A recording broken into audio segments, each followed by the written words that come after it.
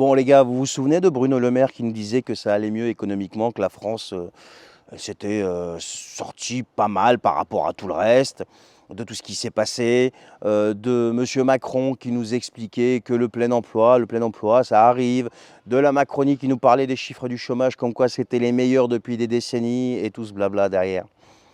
Moi j'aimerais qu'on voit un petit peu ce qui se passe du côté des entrepreneurs. J'en suis un, ça m'intéresse. Et là, vu ce qui se passe, eh ben, croyez-moi que la situation devient de plus en plus compliquée pour les patrons. Quand on parle de patrons, on ne parle pas des mecs du CAC 40, hein, on parle des TPE, des PME, etc., etc. Et pour vous parler de ça, je vais me baser sur des études menées par des gens dont c'est le métier, donc l'association GSC et le cabinet Altares, qui ont révélé que plus de 30 000 chefs d'entreprise ont perdu leur emploi au cours du dernier semestre. On parle là en 2024, soit une augmentation de presque 20% par rapport à l'année dernière, à la même période. Oui, oui, pendant qu'eux, ils nous disaient que ça allait mieux, hein. Donc en chiffres, ça représente exactement 29 958 personnes qui ont vu leur activité disparaître en seulement 6 mois. Alors c'est plus qu'un coup dur, d'autant plus qu'on n'arrête pas de t'expliquer que ça va mieux. Et d'autant plus que les défaillances d'entreprises ont aussi explosé, avec 57 729 cas recensés en 2023. Donc une hausse, encore une fois, de 35,8% par rapport à 2022. Et encore une fois, pendant qu'on t'explique que ça va mieux. Alors ça énerve un petit peu le directeur des études chez Altares, M. Thierry Millon, qui mâche pas ses mots. Il nous dit que malgré l'enthousiasme pour l'entrepreneuriat en France, eh bien, environ 4 entreprises sur 10 ne passeront pas le cap des 5 ans. Donc il prévoit qu'il y en a encore qui vont se ramasser. Et c'est une véritable catastrophe, c'est une grosse claque pour les entrepreneurs. Et particulièrement pour ceux qui sont âgés de plus de 50 ans, qui selon ce monsieur auront plus de mal encore à rebondir. Mais vous imaginez l'impact sur une vie? Et ceux qui souffrent, naturellement, c'est les petites structures, avec les gérants de moins de 5 salariés, qui représentent près de 9 pertes d'emplois sur 10.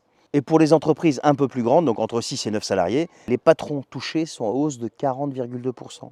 Même les PME n'échappent pas à la tendance, avec une augmentation de 31,1% des pertes d'emplois pour les entreprises de 10 à 19 salariés. Et le problème, c'est que c'est une question de trésorerie. Ils ont des gros problèmes de trésorerie pour pouvoir absorber les coûts. Donc les coûts, c'est quoi? C'est les baisses de commandes, c'est tout un tas de choses derrière, tout un tas de problèmes qui peuvent survenir et pour lesquels tu as besoin d'avoir une bonne trésorerie pour pouvoir, tu vois, résister. Alors il y a aussi le secteur de la construction qui est touché. 7 669 chefs d'entreprise qui ont perdu leur emploi, plus 34,2%. Il y a aussi le commerce, avec 6 456 dirigeants qui ont quitté le navire, plus de 15%, suivi par le transport et la logistique, plus de 30,5%, et les services aux entreprises, plus de 18,2%. Même l'hébergement, la restauration, les débits de boissons, tout le monde en a pris pour son grade. Alors ils sont un petit peu moins touchés, mais ils enregistrent quand même 3 734 pertes d'emplois, ce qui fait une petite hausse de 7,6%. Donc vous avez bien vu, tout le monde est touché pendant qu'on a des dirigeants qui sont payés à coups d'argent public, qui viennent vous expliquer que ça va mieux. Et géographiquement, l'Île-de-France est la région la plus touchée, avec un quart des pertes d'emplois, 7215, soit une augmentation de 32%. Et tu as d'autres régions comme la Nouvelle-Aquitaine, les Hauts-de-France qui s'en sortent un petit peu mieux. Mais bon, bref, tu as bien compris, encore une fois, que pendant qu'on te dit qu'il faut bien voter parce qu'il faut éviter le retour de la bête immonde, par exemple, je ne dis pas que le RN c'était le miracle, hein, c'est pas ça. Mais enfin, tout ce qu'on a jusqu'à présent, on peut difficilement faire pire, quoi. Et ben pendant qu'on t'expliquait tout ça, regarde les chiffres. C'est des études sérieuses. C'est une catastrophe. C'est une catastrophe.